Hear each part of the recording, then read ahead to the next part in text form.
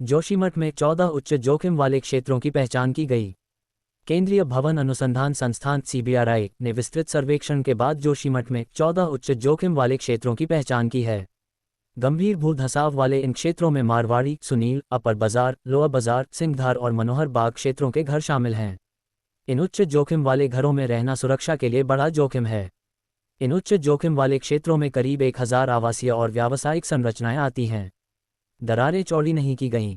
सर्वेक्षण में सकारात्मक रूप से पाया गया कि पिछले साल दर्ज की गई दरारें और धंसाव पिछले 6 महीनों में न तो बढ़े हैं और न ही गहरे हुए हैं।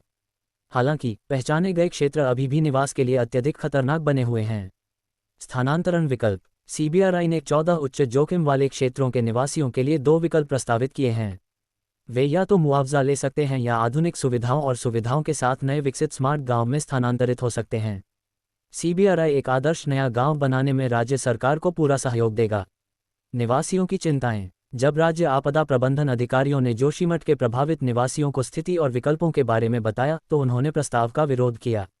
निवासियों ने कहा कि उनकी आजीविका जोशीमठ के स्थान पर निर्भर करती है और वे दूर किसी नए गांव के बजाय शहर के भीतर अतिरिक्त भूमि पर बसना पसंद करते हैं। जोशीमठ का महत्व। चमोली जिले में स्थित जोशीमठ, जिसे ज्योतिर्मठ भी कहा जाता है, एक महत्वपूर्ण हिमालयी पर्यटक और तीर्थयात्रा प्रवेश द्वार शहर है।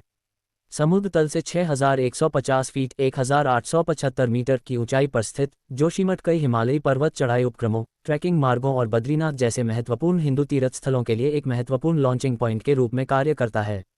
इसके अतिरिक्त जोशीमठ में हिंदू आध्यात्मिक नेता आदि शंकराचार्य द्वारा स्थापित 4 पवित्र प्रमुख मठों में से एक है।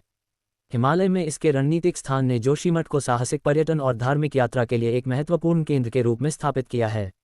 जोखिम का क्षेत्रीकरण। अधिकारियों ने जोशीमठ को गंभीर, मध्यम और निम्न भूमि अवतुलन जोखिम वाले क्षेत्रों में विभाजित किया है।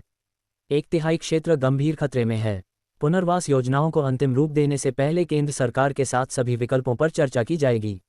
नई साइट की अस्वीकृति। जोशीमठ से 90 किलोमीटर दूर गौचर में प्रस्तावित पुनर्वास स्थल को जोशीमठ बचाओ संघर्ष समिति ने खारिज कर दिया है। समिति का आरोप है कि इसमें पर्याप्त सार्वजनिक परामर्श नहीं लिया गया है। निवासी पुनर्वास के लिए जोशीमठ में ही वैकल्पिक भूमि चाहते हैं। दरारें। जनवरी 2023 में भूस्खलन के कारण इमारतों और जमीन पर बड़ी खतरनाक दरारें दिखाई देने लगीं। इसके कारण कई परिवारों को अस्थायी राहत शिविरों और आश्रयों में ले जाया गया। चल रही चर्चाएं।